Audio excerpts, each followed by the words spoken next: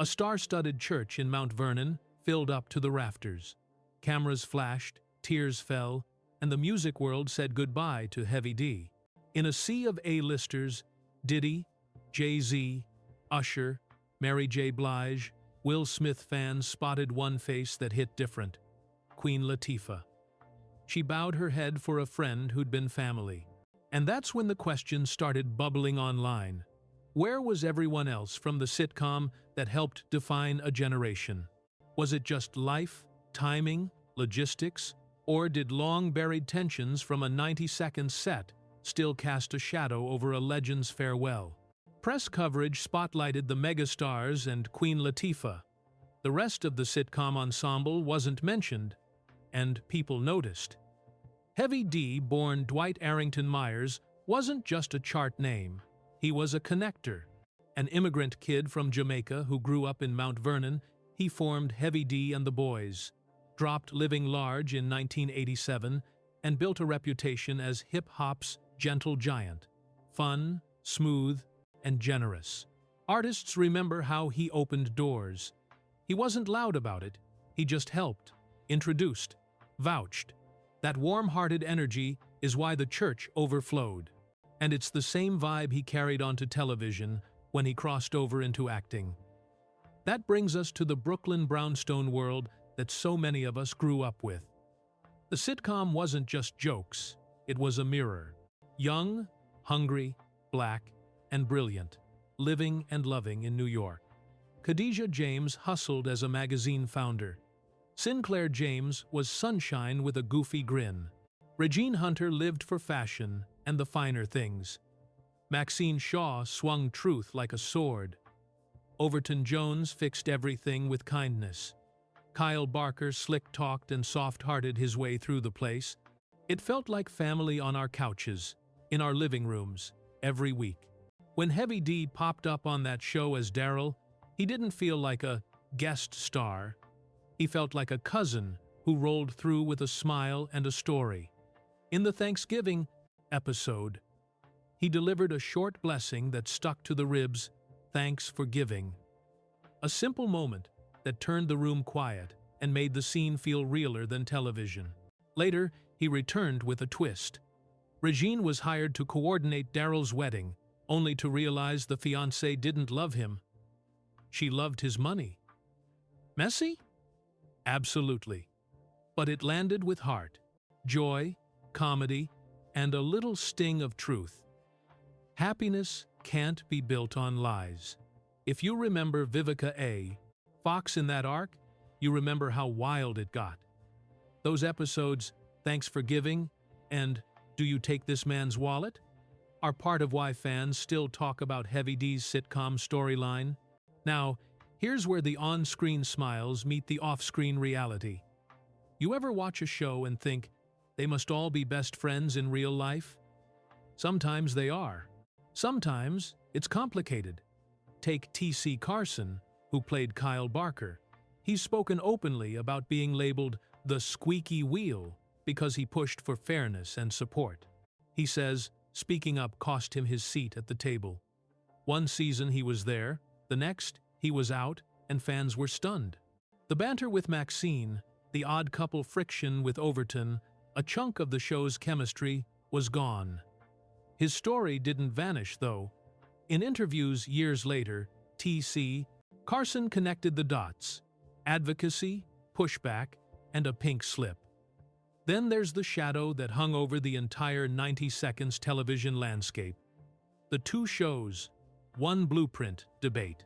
Erika Alexander, the razor-sharp Maxine Shaw, has long argued that when Another Six Friends in New York sitcom arrived a year later with a bigger machine behind it, history tilted.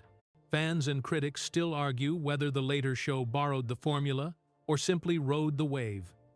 But even David Schwimmer later acknowledged the conversation and reached out privately to Erika Alexander.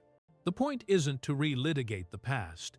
It's to remember who laid the track first, how differently the trains were funded, marketed, and celebrated. And life wasn't just complicated. It was cruel sometimes. John Henton, our beloved Overton, survived a horrific car crash in 2000 that required reconstructive surgery. For a man whose grin felt like a sitcom's heartbeat, the recovery was long and the work fewer. Fans still send love, because some characters don't just make us laugh, they make the room feel safe. Where does Queen Latifah sit in all of this? At the center. On camera as Khadija, behind the scenes as a producer, and on wax as the voice of that iconic theme. Every time the hook hit, 90 seconds kinda world. I'm glad I got my girls, you heard her stamp. That theme wasn't just catchy, it was identity. And yes, when coverage of Heavy D's funeral rolled out, she was the one from the cast that the press clearly pictured in the pews. Symbolic? Fans thought so. Proof of anything? Not necessarily. Public write-ups rarely list every attendee, but it was enough to restart the whispers. So, let's talk about those whispers. Did clashes over money and attention simmer behind the laughter? In any long-running ensemble, friction happens. Some folks feel seen, some feel sidelined, and everyone is working under a system that hasn't always given black casts the marketing muscle they deserved. Add the pressure of holding it down for a whole community on network television in the 90 seconds, and you get a set where every win feels historic and every slight feels personal. Fans remember the TC Carson exit. They remember Erika Alexander shouldering the "our idea got remixed and superfunded elsewhere" conversation.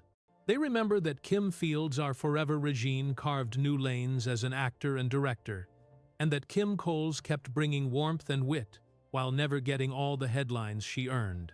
And they remember Queen Latifah, who parlayed sitcom success into movies, music, and a production pipeline that created work for others. That's not a fractured family. It's a family that grew up, spread out, and carried different scars and victories. Which brings us back to that church in Mount Vernon. Why did the optics sting? Because we want our screen families to stay welded together off-screen forever. But real life is messier. People are filming across the country, schedules collide, grief is private, and the press only shows what the lenses catch. Still, for a lot of us, seeing Queen Latifah stand there for Heavy D felt right. He'd been part of her world since the late 80 seconds, part of hip-hop's DNA, and a little piece of that Brooklyn sitcom's soul. And if you zoom out, Heavy D's arc with Regine says everything about why this story still hits. In the first go-round, he brings grace to a holiday table. In the second, he trusts an old friend to tell him the truth, even when it hurts. That's family. Not perfect, not always present, but honest when it counts. The writers gave Regine a choice: stay quiet and let him walk into a pretty lie, or blow the whistle and break his heart to save him bigger pain. She chose truth.